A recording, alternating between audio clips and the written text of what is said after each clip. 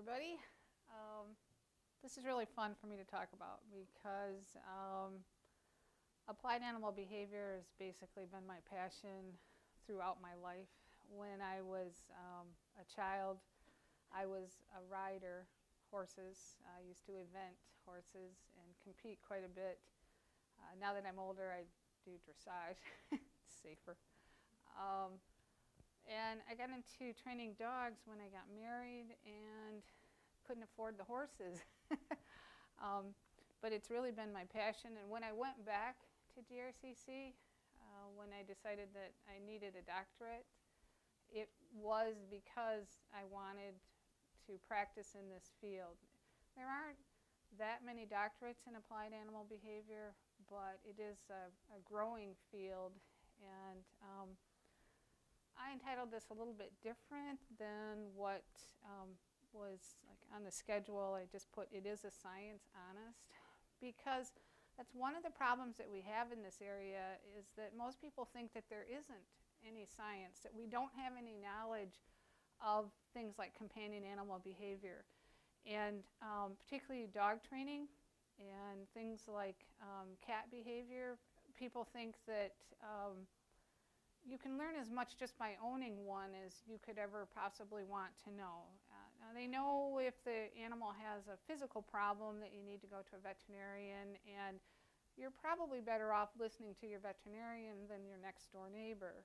But when it's a behavior problem, that's not necessarily the case. And I just wanted to bring to you that it really is a science, and we really have a lot more answers than most people realize. So hopefully I can make that you aware of this. There's basically 3 areas that you need expertise to practice as an applied animal behaviorist. That is, if you're going to do behavior consultations for people.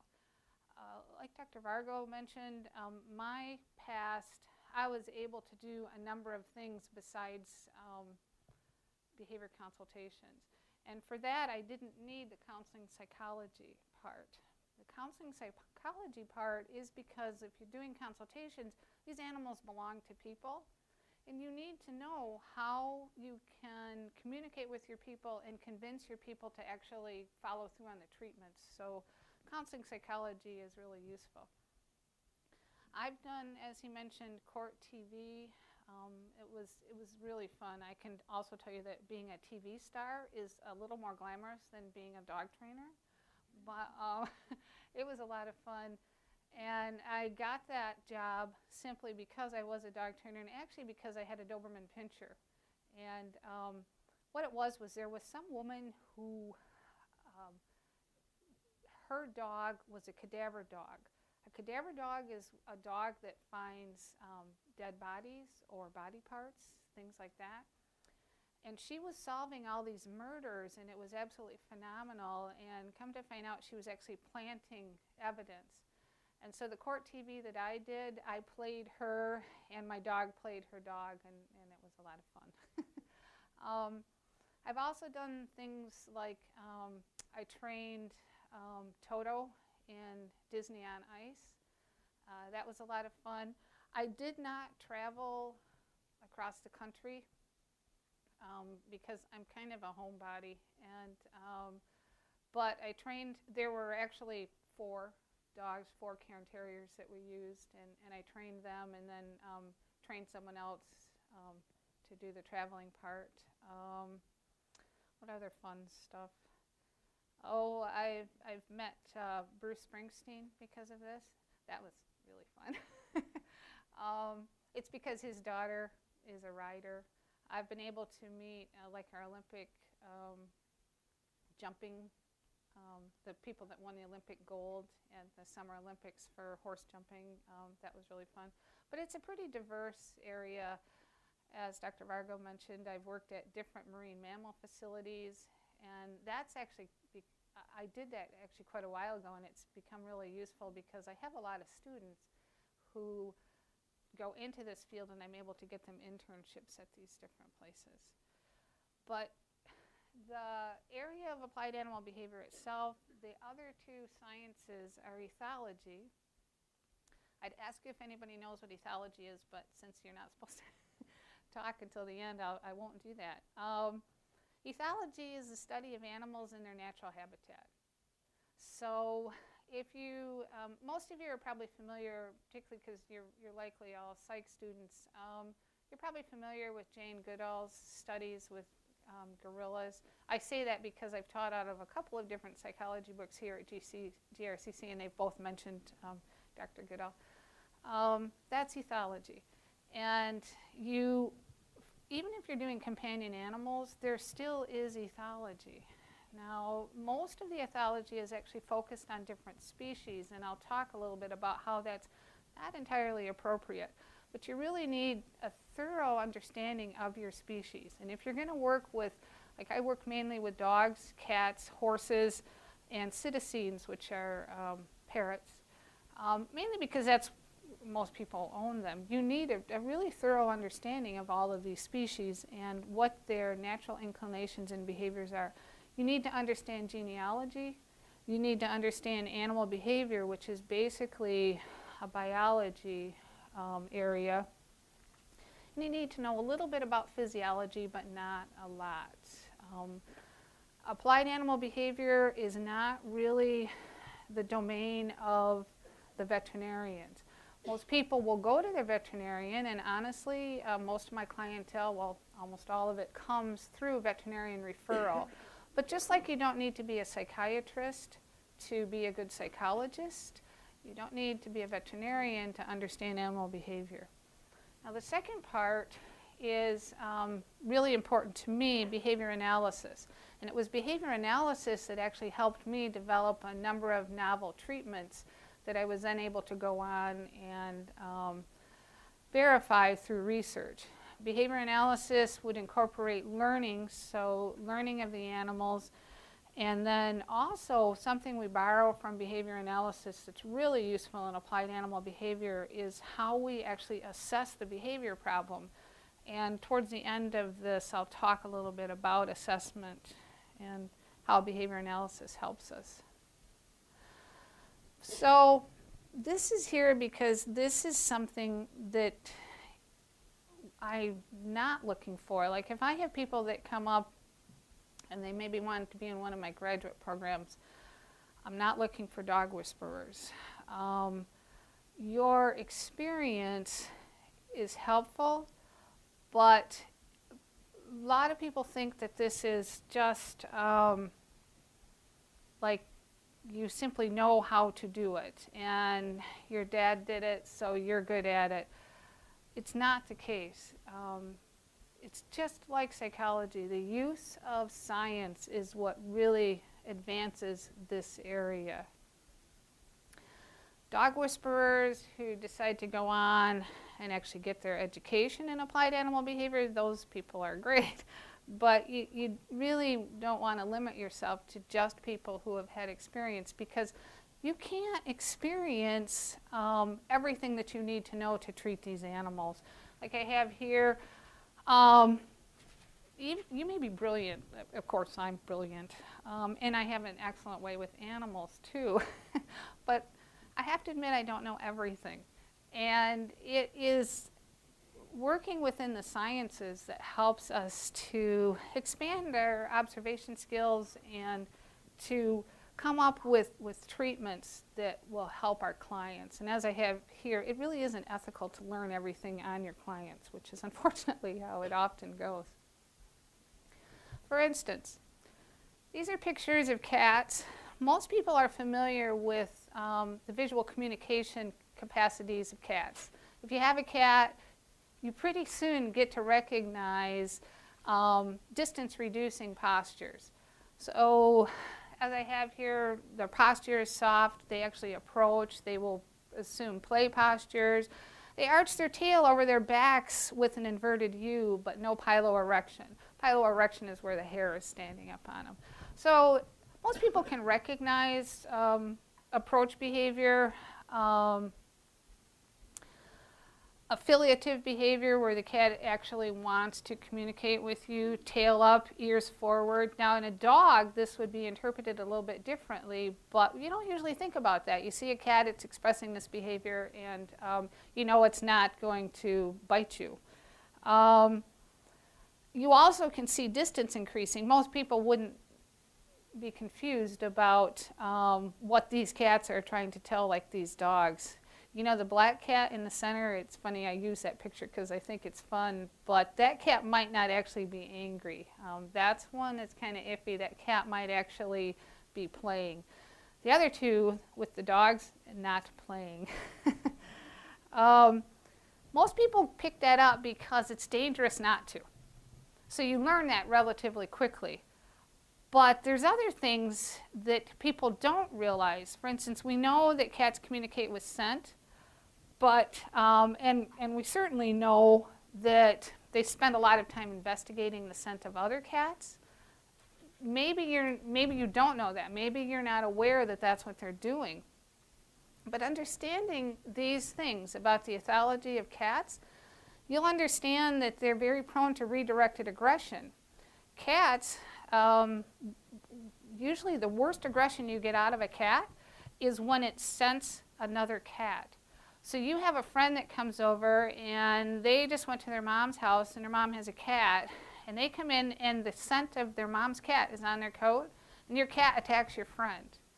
And you have no idea why your cat attacked your friend. You might think the cat just doesn't like your friend, and it actually has to do with the scent on the coat. You'll see cats that, unfortunately, a person will just be walking by, your cat is looking out the window, it sees another cat, and the cat turns around, and again, it's some of the worst aggression that there is. They can climb all over you with their claws extended. It's redirected aggression. And the more you know about ethology, the more you understand that, and you're not going to try and treat it with anything except ethology, which is actually quite simple. You need to block the cat's view of the other cats, or you get cat pheromones to change the scent. But if you don't understand this about cats, you're not going to be able to do that. Litter box usage problems, the ethology of a cat, the social system of a cat, I'm sure you're all aware it's not like a dog, but they don't live in groups, and people love to get lots of cats. And actually, that's very stressful on the cats. A cat, the reason they communicate with scent is because they have territories that will overlap, but they don't hunt together. And so when they overlap the territories, they're very careful not to come out when the other cat is there. And we've kind of all seen or heard what happens when they mess up, and then you get cat fights and large snarling and things like that. When we stick them in a little house, they're forced to overlap their territories, so you get a lot of scent marking, which is really not good for your carpet. And you get litter box usage problems because they won't use the litter box because another cat has already used it. So if you understand this, you can design protocols to help people with their cat problems. Compulsive licking is another one. This compulsion is very common stress compulsion in cats, and very often it's based in there's a problem with the cat not able to get along with other cats. So phylogeny in dogs. This is a big issue because dog training has progressed quite a bit from back when, like, I started dog training. I was one of the charter members of the Grand Rapids Dog Training Club, which was years ago, and some of the things that we did with dogs was just scary. We've progressed a lot, but something that has held on, and honestly I think it's mainly because of, like, the program, The Dog Whisperer, is this idea that everything that dogs do is based in their social behavior and specifically in dominance. And we get this information not even from dogs so much as from wolves. Now, it's really true that a lot of the behaviors that dogs have can be traced directly to behaviors that wolves express. Hunting and herding is one. If you look at these pictures and you see, like, the wolf with the elk, I think, is that an elk? Caribou, it's probably an elk. Look at him and then look at the dog, like, watching the ducks, and then the drawing of the dog with the bull, and even the shepherd with the sheep, it's exactly the same behavior. So under these contexts, under these situations, that behavior is expressed. And we can use that to our advantage. Here's just some more pictures that show the border collie giving exactly the same behavior as the wolf is giving. That wolf is going to probably kill that caribou, but of course the border collies were able to interrupt this behavior so that there's no killing of sheep. This is another one. Here's a Sheltie. It's really fun to watch Shelties herd ducks. It's pretty funny because, you know, they're only this tall, and that's pretty funny. But then here's a wolf, and he's got his eye on this bison, and it's exactly the same behavior, exactly the same type of herding behavior. Now, I have a couple of videos that I want you to watch, but I have to escape. Unfortunately, I am not the best person in the world with technology. So, all right. There. So what I have to do is actually do it through YouTube, because I couldn't figure out. See, now if I had asked one of my students to tell me how to get this thing to work, they could have figured it out, but I can't. So just want you to watch this video. The friendliest and the most affectionate little creatures in the desert are the meerkats.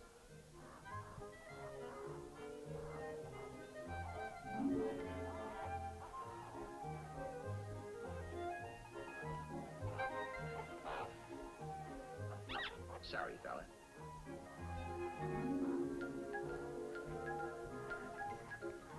They're also most inquisitive, and when a stranger intrudes, he's received with courtesy and friendly curiosity. Okay, watch the hedgehog. That's the part you're actually watching. See what he does? What that hedgehog did is what's known as a species-specific defense behavior. Even a poisonous cobra is inspected and invited to be friendly.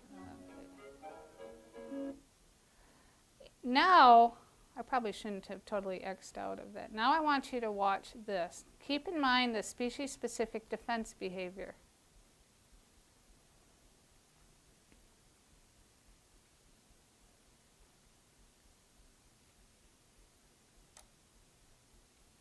Now watch this little Boston Terrier.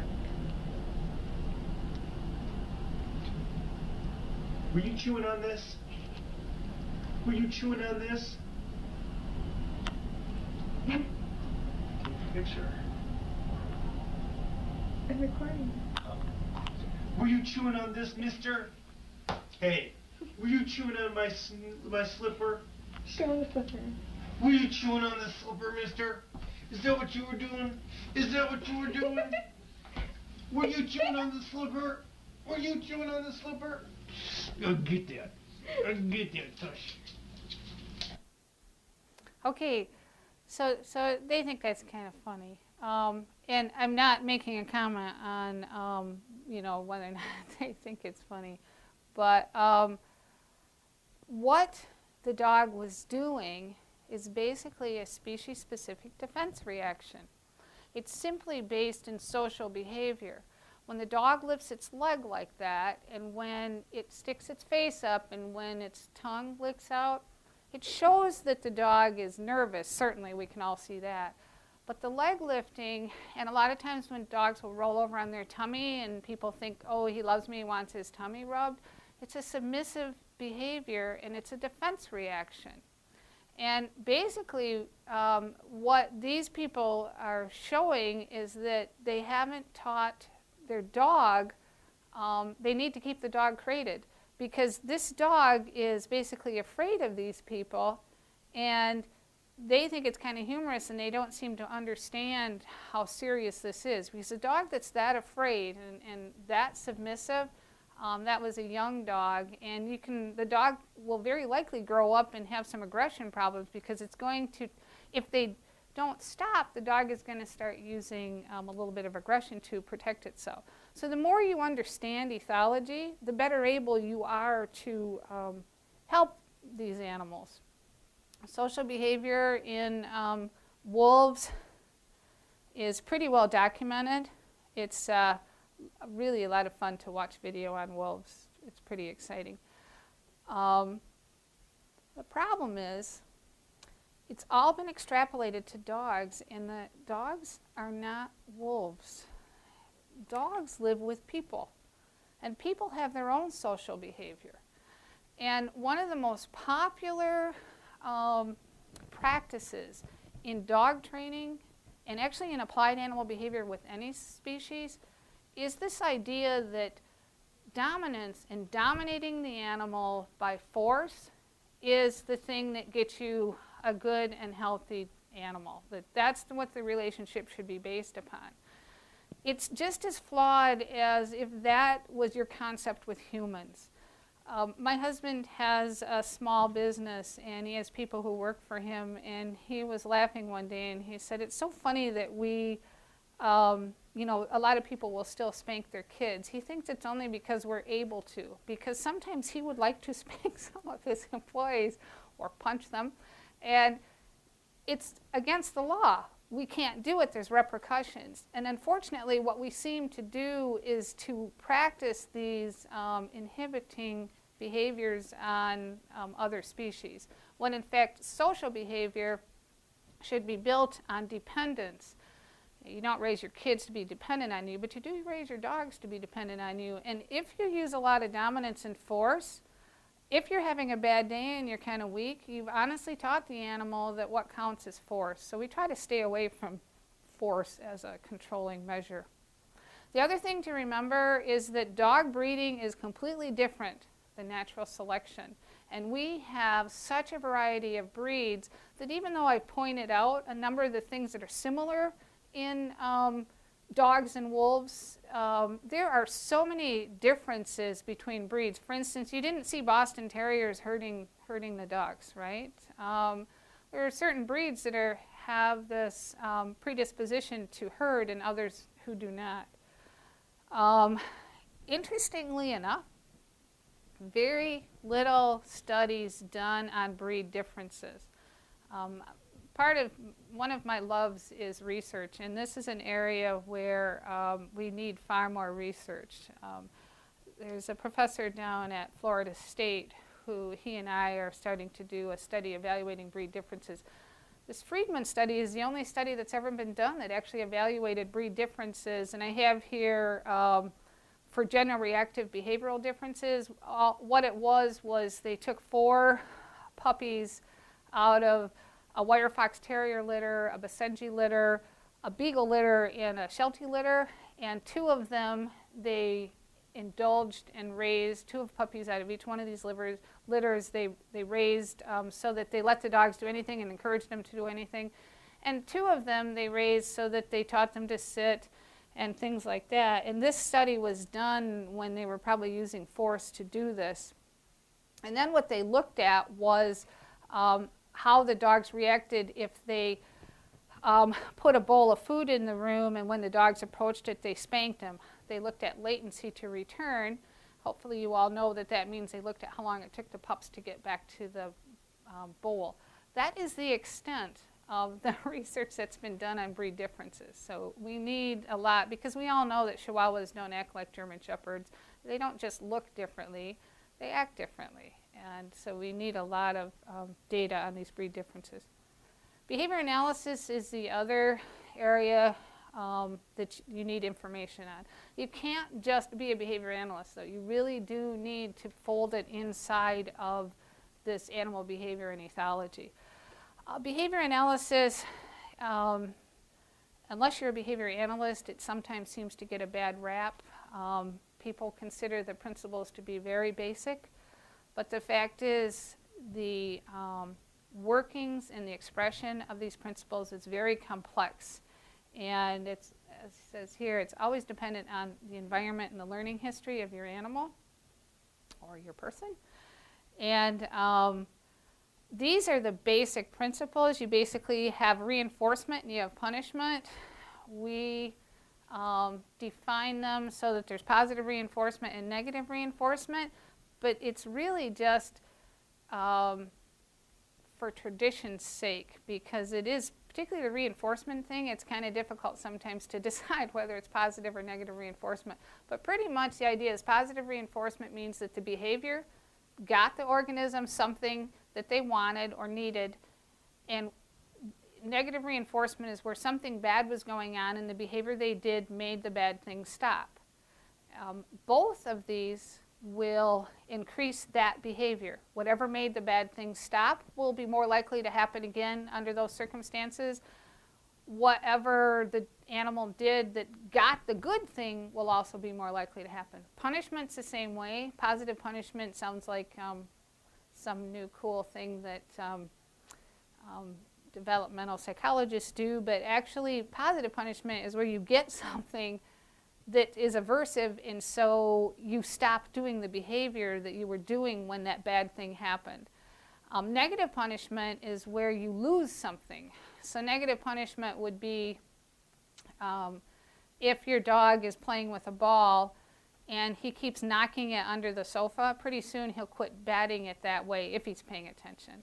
We use negative punishment a lot in training dogs because you can use food. Actually, just losing the sight of food can punish whatever behavior the dog was doing, and they will sit back down or whatever you want them to do. So negative punishment works pretty well. These are the basic principles, but you need quite a thorough understanding of when and how they're expressed and things like that. Here's an example of using behavior analysis combined with ethology. And how sometimes if all you have is a background in ethology, or you don't have a whole lot of experience, you might misdiagnose problems. Compulsive behavior in dogs, people talk about it a lot. Some people will not refer to it as compulsive behavior, and particularly obsessive compulsive behavior, because we really don't know what they're thinking, do we? But compulsive behavior, we usually refer to it as stereotypies. And it simply is a behavior that the animal repeats over and over again for no apparent reason.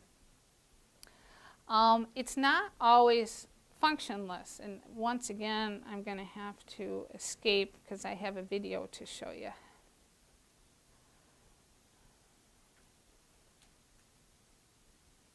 If I can find, I had it here. I apologize.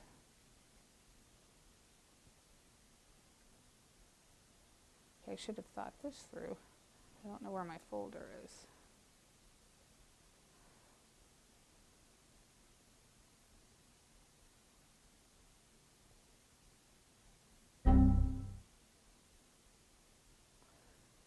Well, this is good.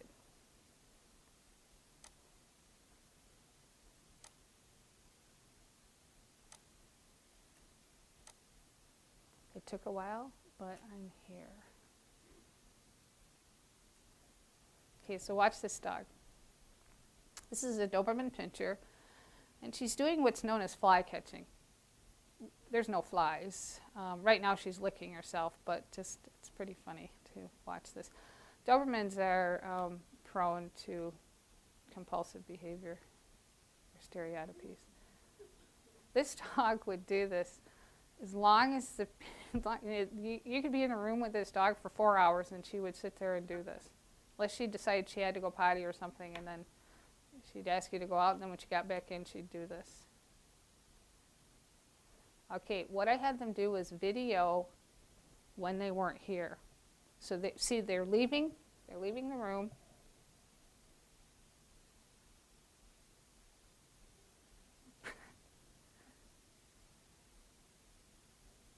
So we make these assumptions that these compulsive or stereotypies are functionless, that they're not reinforced, that they don't serve any function, that it's some kind of neurotransmitter imbalance or something like that.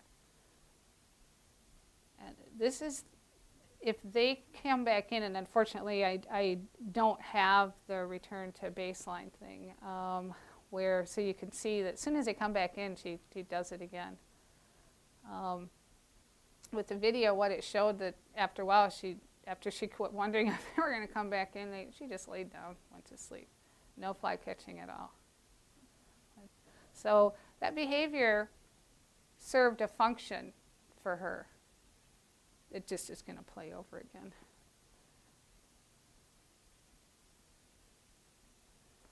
So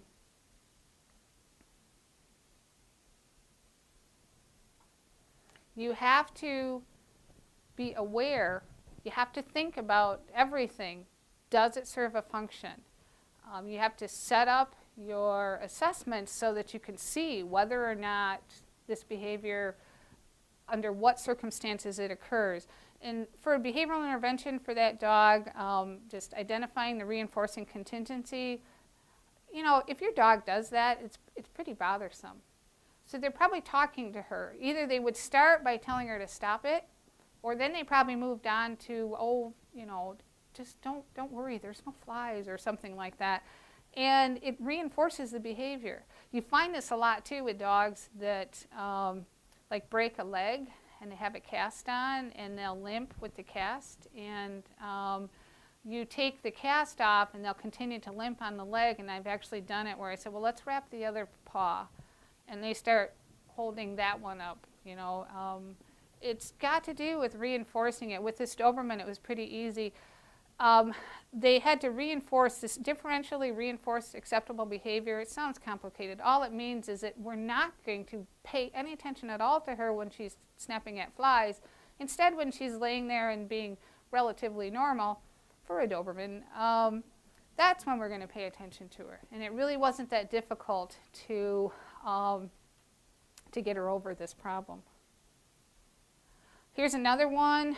This is Jed, Jack Russell Terrier, as it says. He was about 18 months old. He was adopted from a shelter after having been there for about 5 weeks. He was with his current owner for about 4 weeks, and there was 2 other dogs in the home. He was referred to me by a vet for OCD. What he did was obsessive compulsive disorder. He would lick doors and sniff the cracks along the bottom of the doors, and he would stare into boxes. He would do this for, as it says, over 2 hours. Nothing came up on his CBCs.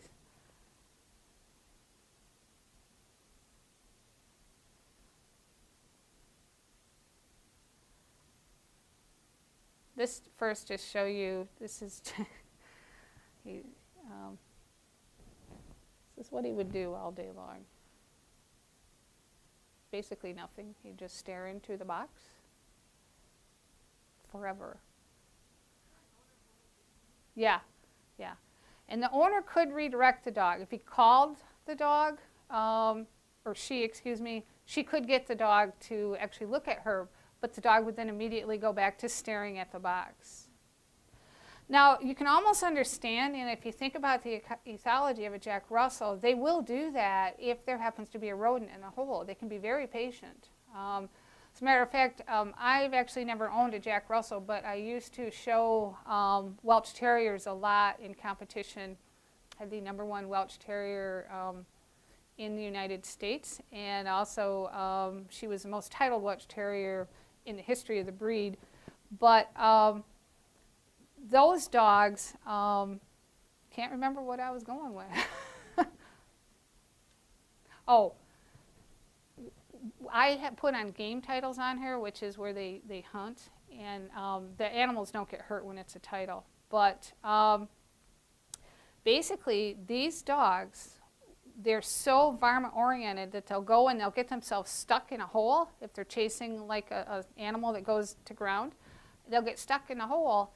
They will wait until they lose enough weight to where they can get out of the hole, and they'll dig their way out and go refresh themselves and come right back and do the same thing. So they're very tenacious. So basically, you've seen Jack with his nose in the box. And where's my door one? This one I think is kind of funny. I mean, unless it's your dog. this is what he does all day long. I mean, it was really interesting to watch him just, and to be quite honest, I've worked with other Jack Russells that exhibited exactly the same behavior, just sniffing at the bottom of the door. And again, you can see it's an extension of some probably natural behavior. Now he's not redirecting when she's calling him. He's just wagging his tail faster. But see, he doesn't even want to go outside. In a minute, he's going to go around the door, but he comes right back in and sniffs it again.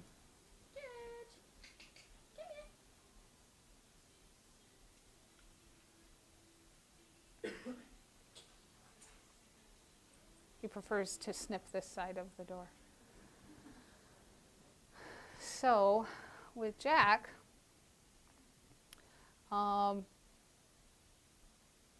basically, I'm not going to go back in because I'm going to show you the after things. He was a great dog. He was slight anxiety, but nothing that would indicate that this was anxiety-based. And so you think about, so what would be the differential diagnoses that you might come up with for this dog?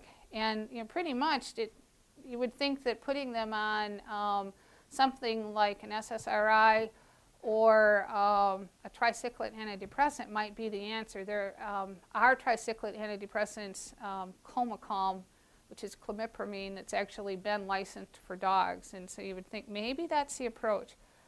But in reality, it was, it wasn't an imbalance. It was simply something that the dog had picked up on. This is the same dog, and see, he goes over and he starts looking in the box of toys, but without her redirecting at all, he says, "No, that's no fun." And now he's just behaving like a dog. He doesn't do anything special here. You expect to see him do flips or something, but he just itches himself because he's a dog.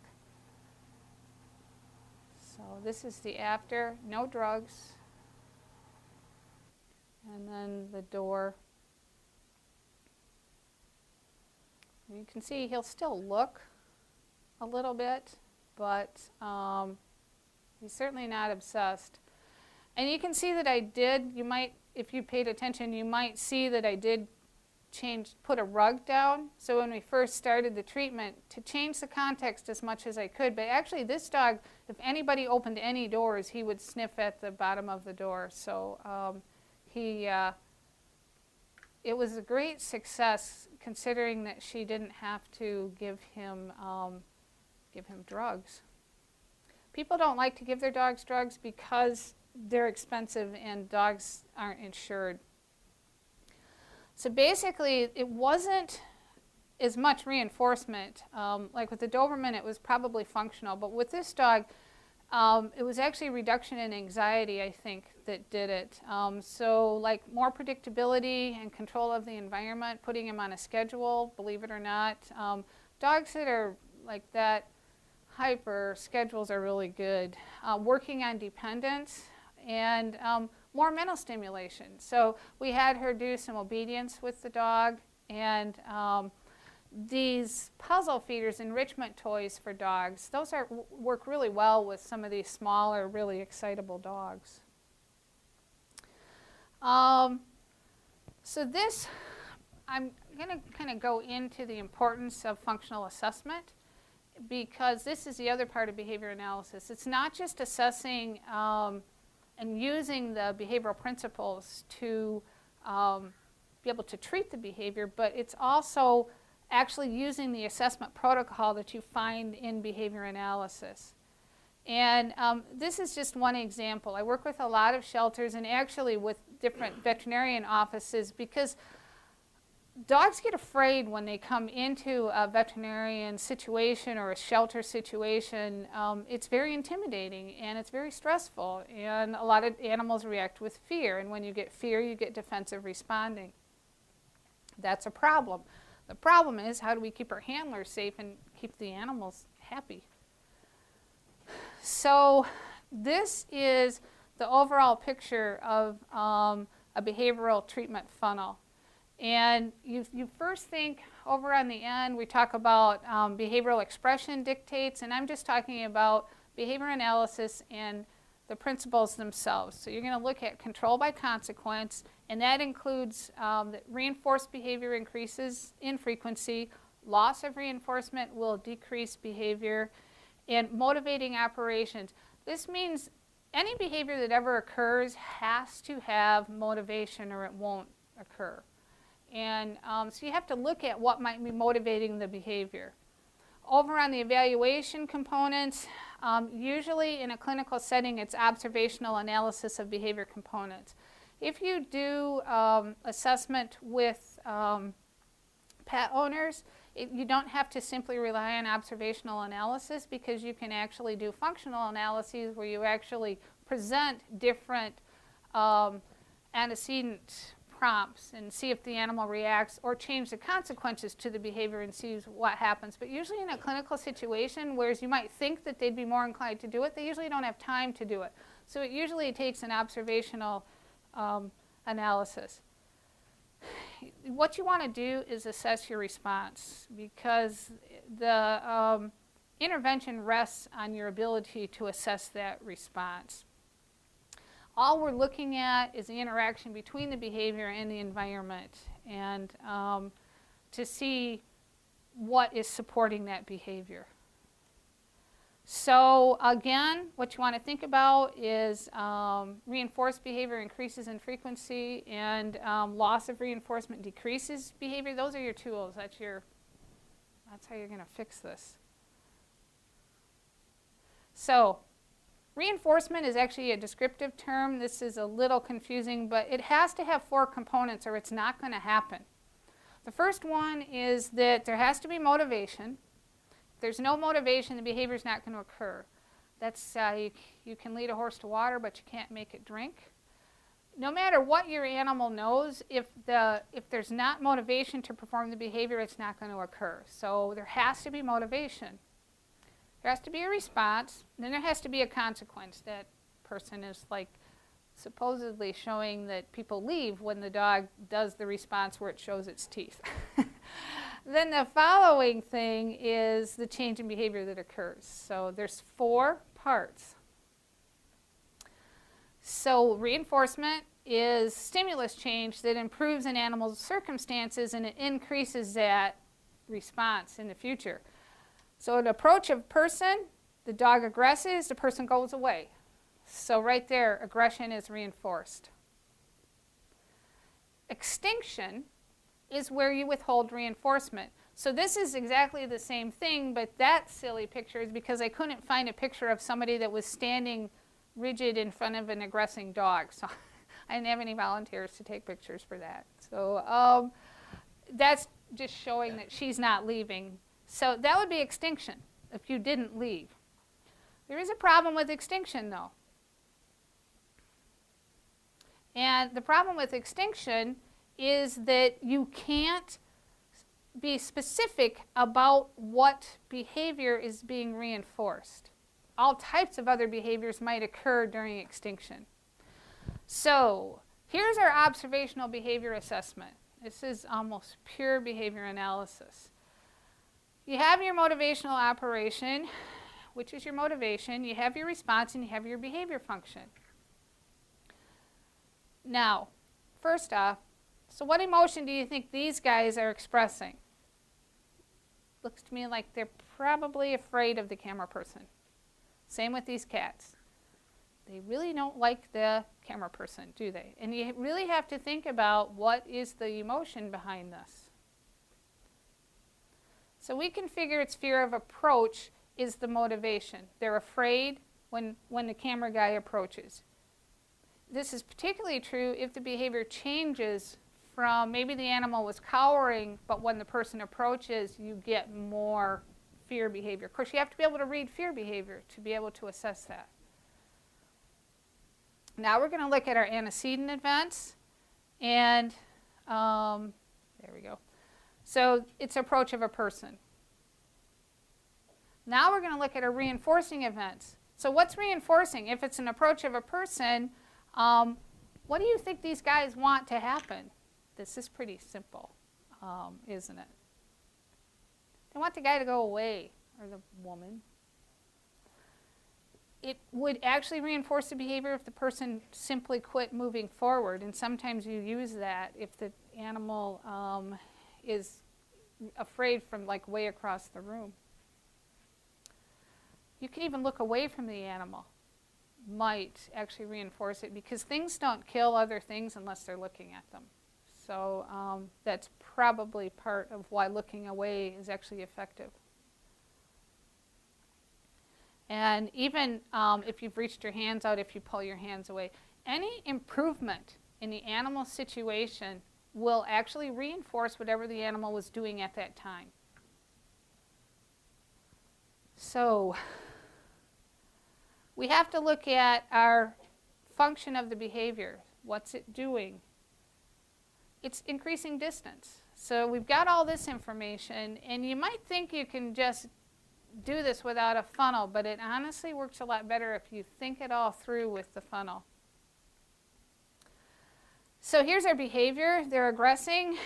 There's fear of approach. You've got aggression. It increases the distance. In whatever form, whatever's working, that's what happens. Same way with the cats. So like I said, if we use extinction, like if we just don't go away, the behavior might stop because it's not working, but particularly when there's fear involved, it's not the best choice because the animal is going to actually go through an entire repertoire of how to get people away. So what we need to do to ensure that the right behavior is replacing the stuff we don't want is to differentially reinforce it. And again, that means we're going to pick a behavior that isn't aggression, and we're going to use that. And how are we going to reinforce it? We're going to go away from the animal. So we're going to use negative reinforcement. So this is just an example. So first we had approach of a person, animal aggresses, the person leaves. The next thing we have is approach of a person, dog barks, person leaves. It's actually preferable to aggression, barking is. Of course, it would be better if we came up with something that was actually incompatible with the target response. Your target response is what you're trying to get rid of. Incompatible means he can't do this at the same time he's doing the behavior we're trying to get rid of. So we're going to wait around until he gives us something that we can actually reinforce that's incompatible. And what I have handlers focus on is remaining still. Not the handler, the animal. So you approach, and the animal, the dog, the cat, whatever, is aggressing or whatever expression the behavior is taking. As soon as they get to where that animal has to take a break, something has to happen where the animal changes its repertoire just a tiny bit. As soon as that happens, the person goes away. And that is an extremely useful treatment. And most people would never think about it if they weren't behavior analysts because, for one thing, it seems like torture. And for another thing, it doesn't make any sense to most people. Well, how will I ever get close to it if every time it's good I have to go away? It's really interesting. What happens is the animal seems to learn control over your approach, and pretty soon there's not as much fear behavior. There's been a number of studies done, particularly in feral kittens. I don't know how many of you have ever worked with a feral kitten, but feral cats are pretty difficult usually to home. And we've done studies with feral kittens where we found that you can actually take them from feral to friendly just by doing this negative reinforcement thing. One of the things is they have to be in a cage, because if the cat can run away, you can't do negative reinforcement because the behavior they'll choose will be to run away. But this actually works pretty quickly and very well. As a matter of fact, my son and wife and their 4 kids have 2 cats that I got while I was in Champaign at the ASPCA. They were actually, they're purebred Siamese, and the only reason I know that is because of what they look like. And they were feral. The queen was a Siamese cat, and she had these kittens under somebody's porch. The queen was feral. I don't know how she found a Siamese dad, but So we took the kittens away from the mom because, believe it or not, and this might be controversial, their approach was in Champaign to spay or neuter these feral cats and then turn them back loose. That could be an entire discussion as to why that is or is not a good idea. But then they took the kittens away from the mom. We've got these young feral kittens. We did this with them, or I did this with them, and those two cats, I was going to keep one of them, but I had a conference to go to, and I mistakenly left both kittens with my daughter-in-law because they were getting one of them anyhow, and I didn't want to split the cats up without me being around. And so you have two kittens, and you're not going to take them away from your grandkids. Just so now they have these two wonderful cats, and my son will tell you they're like two of the best cats they've ever had, and it's really neat. It really works well. So that's actually the dog that was in Court TV with me, and she thought that I was pretty rotten for making her hold those flowers in her mouth, but she's a good sport, so she did it. But, so I can take you through like discipline if you're interested in how do you design a discipline program if your pet is doing something difficult, or we can actually open it up now for just questions. Whatever you would like to do. I'm going to go ahead and take questions. What we're going to do, hopefully we can make this microphone live. Is this on now? No. Can you turn this microphone on for us? Or do I have to turn it on?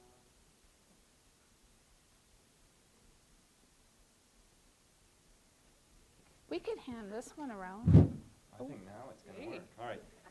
Just so that we can use this footage on the GRCC educational television program, and we can have your questions linked, we're going to go ahead and make sure that we ask your questions through the microphone. So who has questions for Dr. Sobie?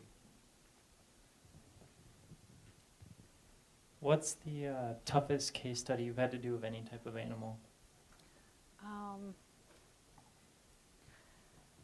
Actually, like toughest that I resolved, or just toughest to like deal with?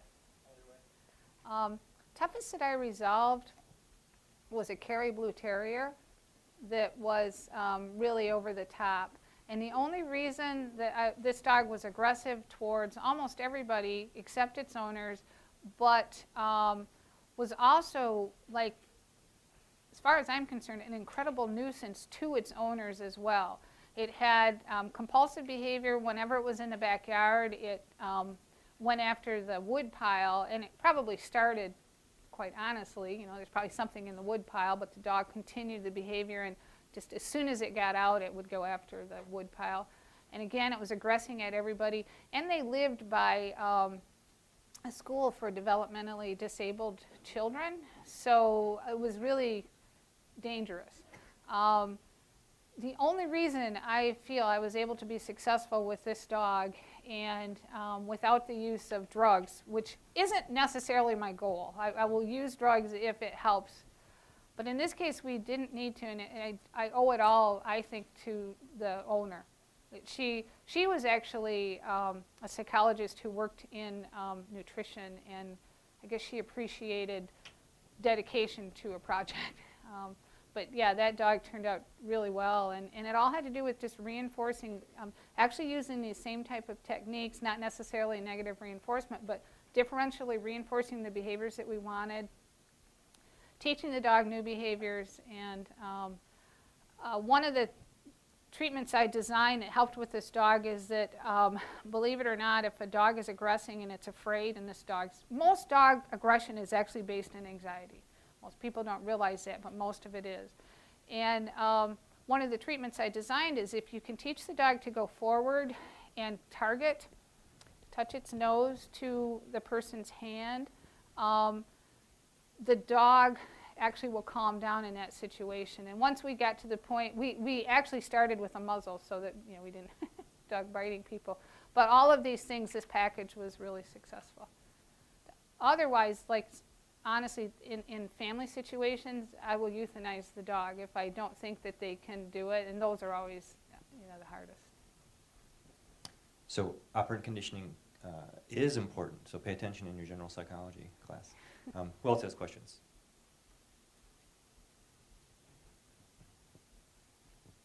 Have you ever encountered a situation where you think the dog would have been better off in a different home?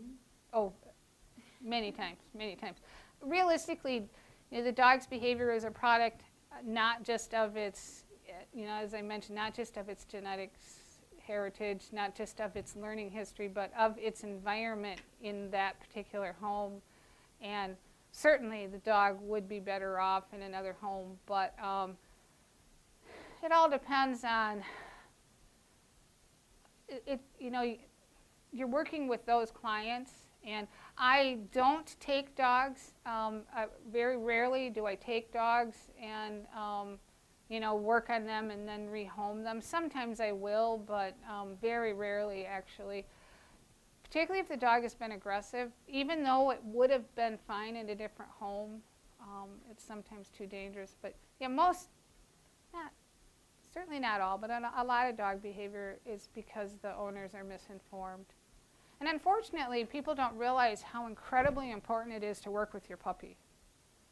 And they don't know how to work with their puppy either. They have puppy strollers now. And so you stick your puppy in a stroller and you take them all over to the mall or whatever, and you take them to the park and all this stuff. And they think that's socialization, and it's worse than leaving the dog home, because what the dog learns is that all these stimuli occur at a distance, and honestly, when he's out of the stroller, it's a bad thing. So don't get a puppy stroller, unless you intend on getting the dog out and interacting with the dog.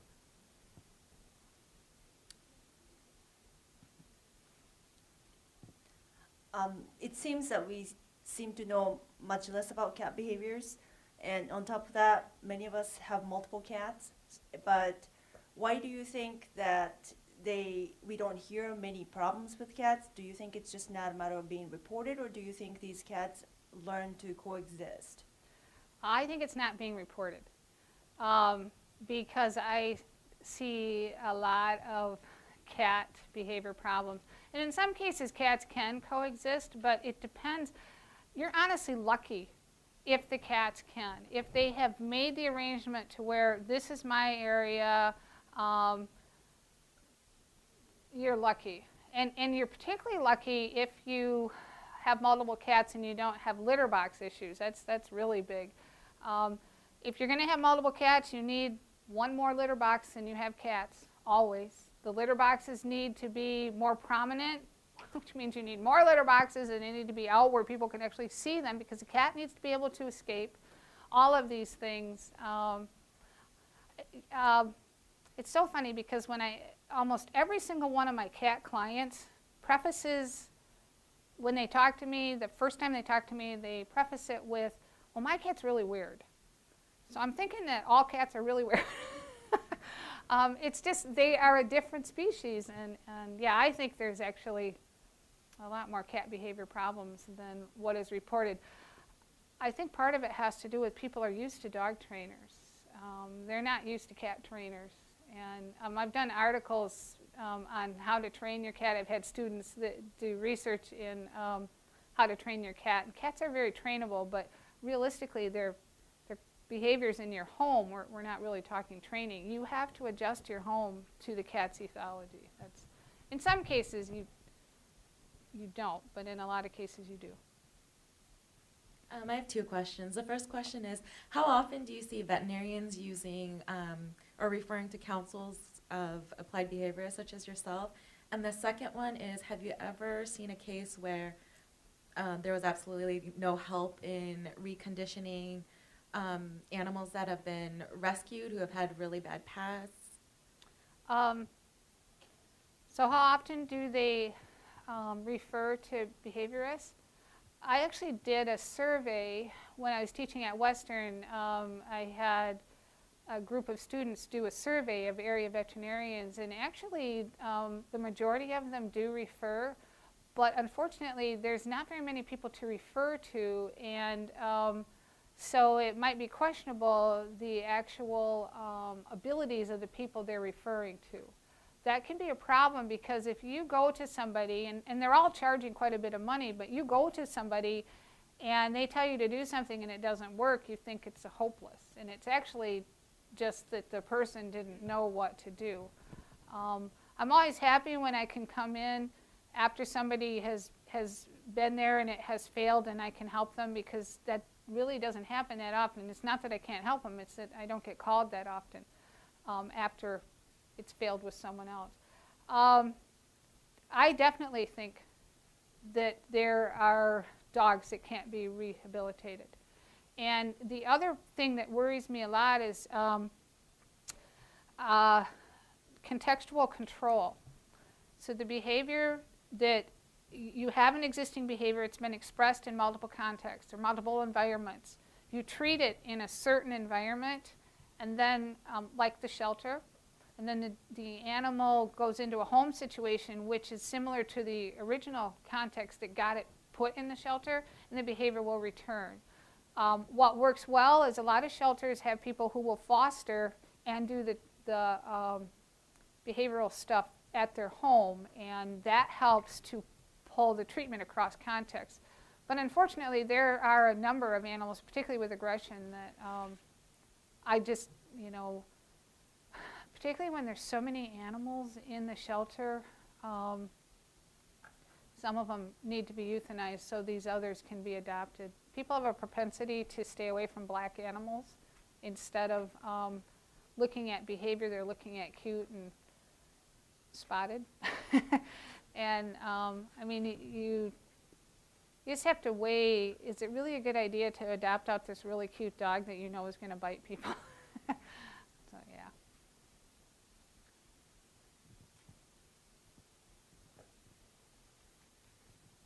You said that with cats, they don't coexist well. What are your feelings? Is it actually fair to the cat to have so many cats in a home? No. Some cats can handle it. I had a close friend when I was in Illinois. She was actually another instructor at the U of I. She had 13 at last count. But while I adore this woman, I mean, she's really great instructor and a really nice person, this is not fair to the cats. These cats peed all over her house. And I'm not saying that because, my gosh, that's disgusting. I don't mean that at all. I mean, they wouldn't be doing that if they weren't terribly stressed. And it's just plain not fair to the cats. Now, if the other side, Miko can tell you that huge amounts of cats are euthanized. And I mean, so if the flip side is that we euthanize them, it's kind of hard for me to argue against, having coexisting cats if the option is death. But it really is not fair to the cats. You need a huge, even with a huge house, I mean, honestly, it's so not, you should limit your number of cats. I'm actually interested in your opinion on the spay, neuter, and release of the feral animal programs. Not for it. I hate to sound cold and cruel, but so here's the deal. We're going to spay and neuter them and what? Declaw them, which is quite simply cruel. And particularly if you're going to release them, you can't declaw them even if it weren't cruel, because they couldn't survive. So what are they out there doing? They're out there decimating the wildlife. Feral cats, although they're not going to be reproducing, they kill particularly bats. And a lot of people don't like bats because they carry rabies and they fly at night and they fly funny, so it scares people. But bats are really useful, and cats kill them by the thousands. Down in Kentucky, there's actually a problem where they're losing a certain strain of bats because feral cats The bats have never figured out we shouldn't fly out of the cave all at once. The cats are just picking them off like, fishing in a fishbowl, So no, I hate to say it, truly, because I love cats. Makes me talk. I don't like cats. I love cats. I have cats. I think they should be euthanized. If you can't place them in a home with a human, I think they should be euthanized.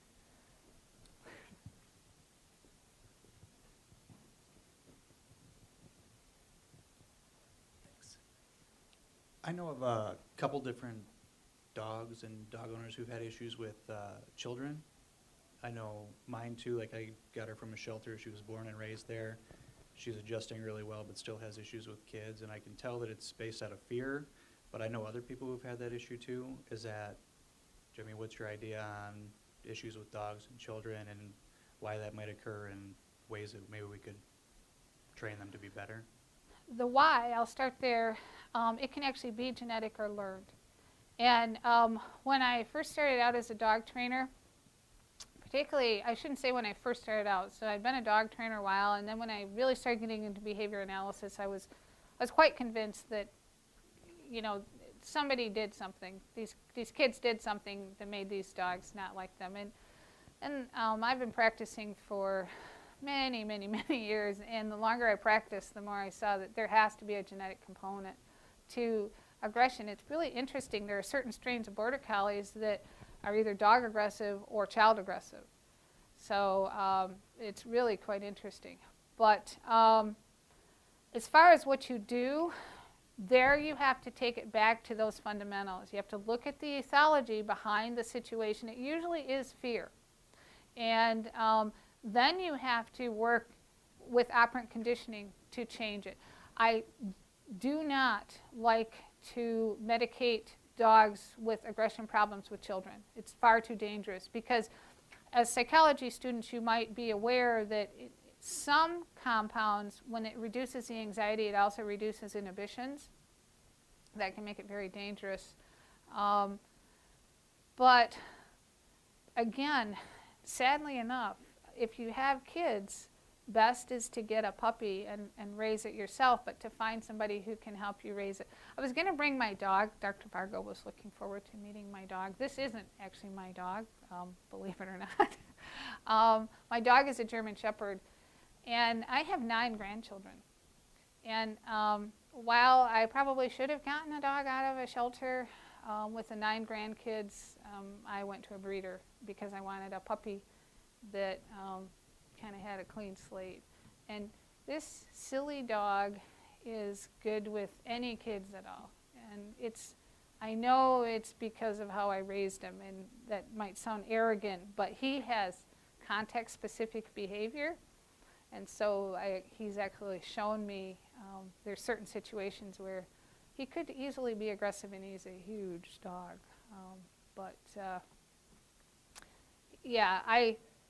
You really need somebody to come in and do that functional assessment thing that I showed you, because it's just like asking, well, this guy is not good with kids.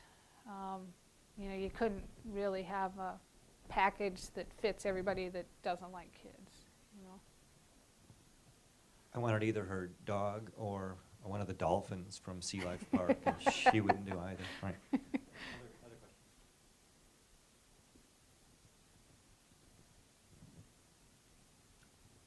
question. I have a cat who actually won't associate with my dogs at all. Is that like the same reason why cats don't get along with other cats? Yeah, that's great. I like that. And then I have another question, and it's, do you think that declawing a cat, even though that they're just inside cats, do you think that that's wrong, even if they're like tearing up your house? I do, but it's just that's not really a behavioral, that's just my opinion. I've had to write articles on it, and the more research I did, the more painful I found out it is. And I have to tell you, both my cats are declawed, so this has changed since that. I'm looking to get another one. My grandkids have me reading the Skippy John Jones books, and so now I must have a Siamese cat. And I won't declaw it. It's just, they just came out with this really cool thing where apparently there's catnip inside of the scratching post, and it has like emery boards on it. And because it's actually not hard to clip your cat's nails. And when I was working with the shelters in Kalamazoo, when I was teaching for WMU, that was one of the things that we started the students doing, was teaching them how they could clip the nails on the cats. But people don't do it. There is an article that I wrote for the ASPCA that's online that tells you how to clip cats' nails, but people don't do it. So this cool thing where the cats are actually, doing their own nails, that's great. My students' research indicates that if you start them, get them used to the post, they're pretty much creatures of habit, and they will stick to that post. The bad part is where you don't do anything until they've started destroying your furniture, and then it's almost too late. The other thing you don't want to do is if you do like have a post and you've wrapped it in burlap and rope, sisal, something like that, and they destroy it, and so you change it. You have to be really careful about that because cats love marks. They like to see the damage they've done. So don't replace it every time they make a mess of it. Only replace parts of it because they want to see the mess and they're more likely to use it again. It probably has something to do with scent as well.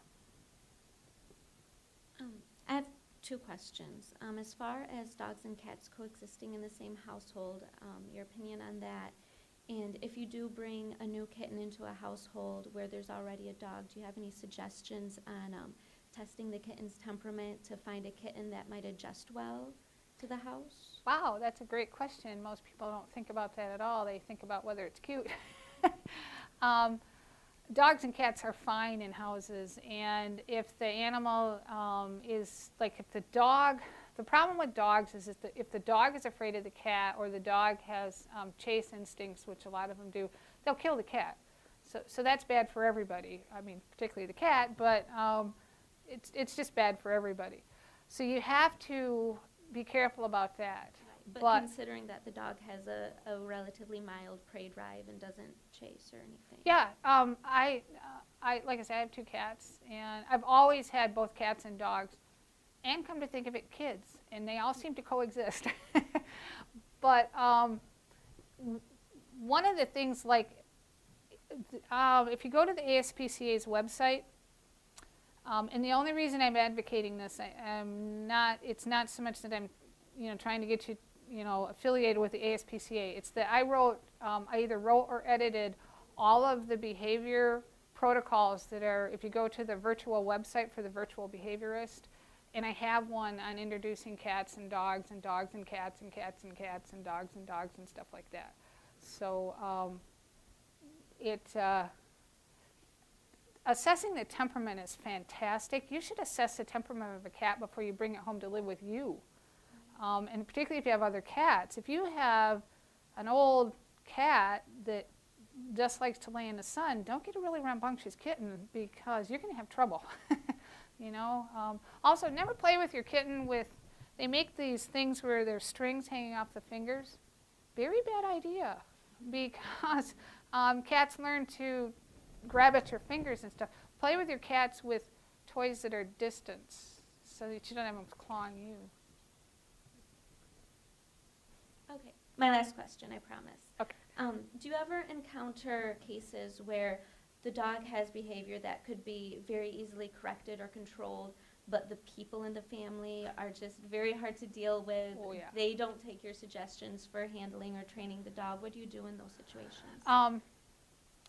It's not, to be quite honest, I haven't found very many people who don't take my suggestions. I don't know if it's my charm. I don't know. It could be that I charge them lots of money. But there are people who can't take your suggestions. There are people who they can't see what it is that they're doing. In those cases, you just move really slowly. You want to give your clients everything at the first lesson, but never go to a trainer who says, I'll give you one lesson for such and such money. Nobody can learn anything in one lesson. And if I give everybody all my knowledge, think about what you're going to take home from here. And even if you care dramatically or desperately, it's difficult to take home a whole bunch of stuff in an hour and a half. So you have to kind of parse it out and give them the stuff. figure out, that's where the counseling thing comes in. Figure out what you should start with. Some people, they get one thing, and we do it in every room in the house, and it's really simple, and for somebody else, you just tell them how to do it, and you wouldn't even practice it. But some people, realistically, the most difficult people are the older women who live alone. And that's all the pets, what they have, and they treat it like a child, and if it were a child, you'd be worried too. That's the biggest problem. Okay, I think we could probably keep asking questions for another half an hour or so, but I promised we'd only go till 2:30. We will ask Dr. Sobie to come back, though. We hope this is going to be an ongoing series, and she's got a whole nother area of expertise that she can come back and share with us. I'd like to thank you all for coming, but especially I'd like to give Dr. Sobie a nice round of applause. Thank you.